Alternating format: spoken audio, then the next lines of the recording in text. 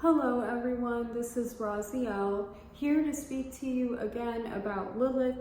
I have done a previous video about a decade ago exploring some of the archetype of Lilith, and more so astrologically, but this video is also going to analyze culturally what the archetype of Lilith represents.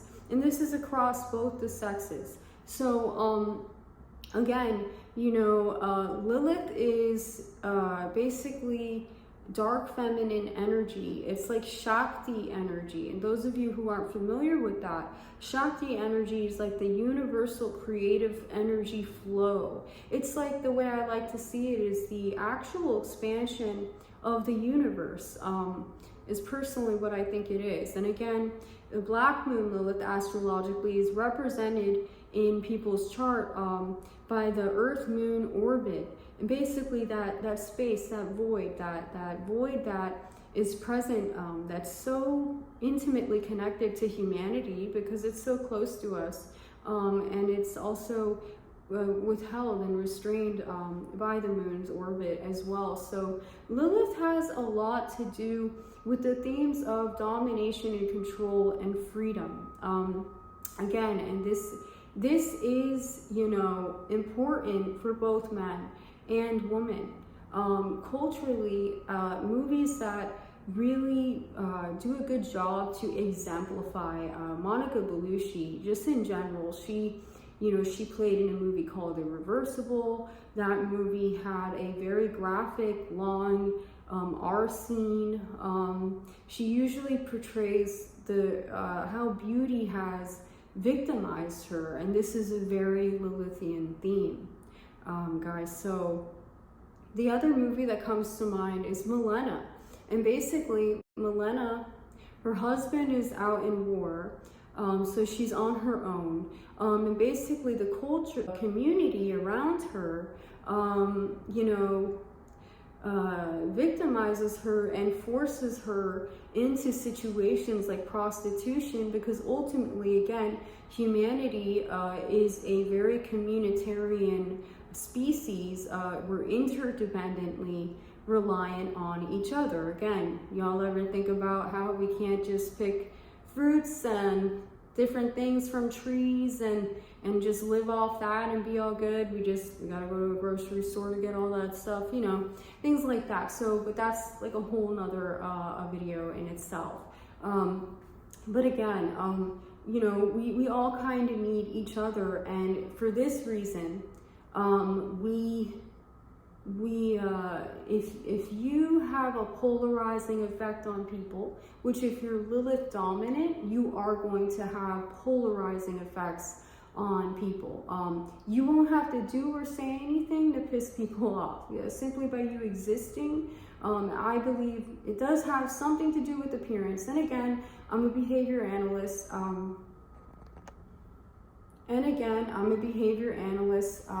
There's something called phylogeny in respondent behavior, which is instinctual, unlearned. It's in our DNA, it's in our genetics, guys, that determines, our behavior. Now, again, you may have ancestors in the Salem witch trials. This is, again, a Lilith-heavy historical event.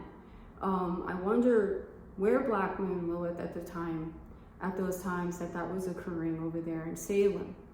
Again, the Spanish Inquisition. This is also very Lilithian themes, having to do with oppression, mostly of women, those who are just very connected to nature and the cycles of the universe. The universe is cyclical. Nature itself is cyclical, and if one can understand those patterns, one can truly develop quite a lot of power in our world. And again, people even like Chuck Palahniuk, I'm not too much of a big fan of him. He's the guy who wrote Fight Club, that movie. He wrote the book. There was a book written about it. But in his book, Invisible Monsters, he himself says that beauty is power. Again, like, you know, it can also be a curse. One can also definitely be persecuted for your appearance as well. Now back to the phylogeny and, you know, respondent behavior and why beauty has such of a potent effect in our lives. Probably because visually, you know, that's the sense that we rely on most heavily to survive. For dogs, for example, it's their olfactory senses, their nose, they can smell things very powerfully. So the reason why beauty is so, there's such a high price on beauty, there's so much value in beauty, it's because, you know, our sight is one of the senses that we rely the heaviest on for survival. So again, you know, there is, you know, pretty privilege, I guess, but there's also just being fucking persecuted, especially if you're just a nice person, especially if you're just kind-hearted, you stay out of people's lane, you're just focusing on yourself, you know, you're chilling, and if you're Lilith heavy and you're Lilith prominent, there's a good chance, you know, you got a few enemies, and you didn't even have to do or say anything to gain them. So yay, congratulations. So yeah, and that's just human nature. It's pretty surprising what lengths people will go to try to fuck up your day, just because you know, it's pretty fucked up. But again, you know, folklore and fairy tales, Medusa was arred by Neptune, the god Neptune, Poseidon, and again, you know, this was for her beauty. Again, and Lilith is even connected to Neptune, both Neptune and Pluto. Control Pluto, the attempt to dominate and control the physical response that beauty has, unrestrained sexuality, these are all Lilith themes, and Neptune, the fantasy, the glamour, the dreaminess that it inspires in people, what beauty inspires in people. So yeah, Medusa, again, like whoever she looked at turned to stone. Again, that's kind of a reference to the effect beauty has on people. If you look at it symbolically and metaphorically, someone culturally I can think of is Britney Spears. This is a woman who was victimized, was told that she had no autonomy simply by her mental health status, that she had no control over her finances because of her mental health status. Again, heavy Lilith themes. Everyone wanted a piece of her, right? Everybody wanted a piece of her. She even wrote a song. She's a Sagittarius. I just adore her. Again, freedom is a big part of what, you know, she hints about in her life, her lack of freedom, if you look at her Instagram and things like that. Again, you know, why we have to tear down and destroy something that's beautiful is beyond me, but I've got quite a few personal experiences.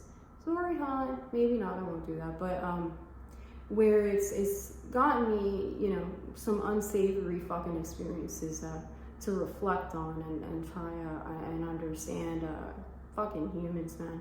Again, my 144, man, I'm looking for them. But yeah, so I think that's like all I have to say about that topic right now. There's just so much to explore when it comes to Lilith.